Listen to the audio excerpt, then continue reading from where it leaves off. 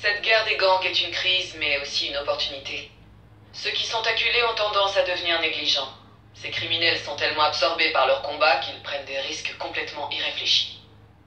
Je pense que cette ambiance chaotique nous aidera à coincer les figures majeures de la pègre et à les enfermer pour de bon. Hammerhead était un sbire de la mafia autrefois. Un gros bras, rien de plus.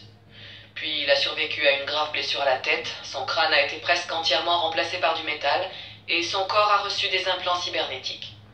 Je l'ai vu détruire un mur de briques en fonçant dedans tête baissée, tordre une mitraillette comme un bretzel. Il a la tête dure dans tous les sens du terme, et c'est ce qui nous aidera à la voir. Hammerhead aime se prendre pour un gangster des années 20, costume rayé, mitraillette, la totale. Et il utilise les mêmes méthodes. Pieds dans le ciment, fusillade en pleine rue, et livre de compte old school pour toutes ses affaires. Mais nous, on a progressé depuis la prohibition. Si on l'attrape, je pourrais le faire arrêter comme son héros Al Capone pour fraude fiscale.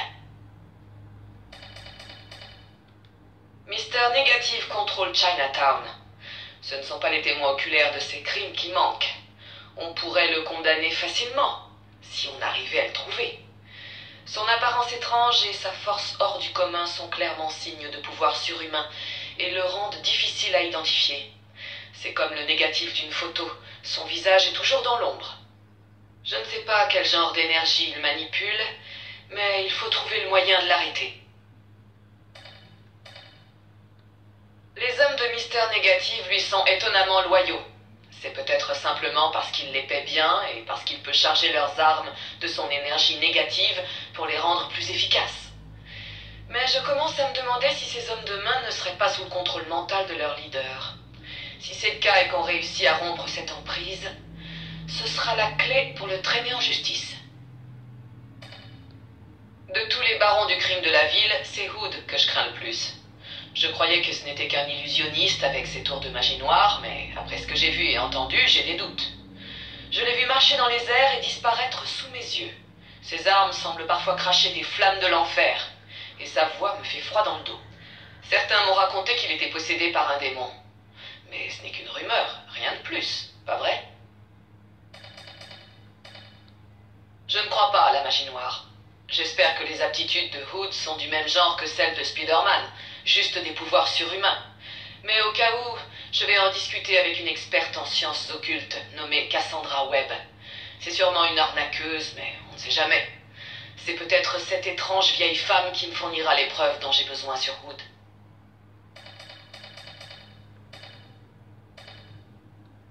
Je devrais me réjouir. Entre nous, Spider-Man et la brigade, on enchaîne les victoires. Hood, Mister Négatif, Hammerhead, Herman Schultz, la mafia russe, Silverman, le grand patron, le maître du crime, neutralisés. Les chefs sont en prison et leurs hommes en fuite. Alors pourquoi est-ce que j'ai l'impression qu'on va bientôt avoir une très mauvaise surprise? Peut-être parce que c'est toujours ce qui se passe. Tout le monde raconte que ce nouveau baron du crime, le Caïd, est en train de rassembler ce qui reste des anciens gangs. Mais personne ne connaît son nom ni ne l'a vu en face. Soit il est très malin, soit il sait faire peur aux gens. Ou les deux. Mais il joue avec le feu en essayant de faire coopérer des criminels qui se tiraient dessus il y a quelques jours à peine. Enfin, s'il réussit, il deviendra le gangster le plus puissant que New York ait jamais connu. Le Caïd a des amis haut placés. On m'a demandé plusieurs fois d'arrêter d'enquêter sur lui, et on m'a même offert un poste dans la sécurité d'Horizon Labs, avec une belle augmentation. Si le Caïd a une telle influence, ça me donne encore plus envie de l'arrêter. Mais je crois qu'il serait plus prudent d'accepter ce job. Parce qu'il risque de mal le prendre si je refuse. Et s'il a le bras aussi long que je pense, je suis incapable de l'arrêter. Ah bah elle au moins c'est une bonne flic, pas comme certains qui sont corrompus comme des connards et des connasses. Une vraie bonne flic. À prendre exemple.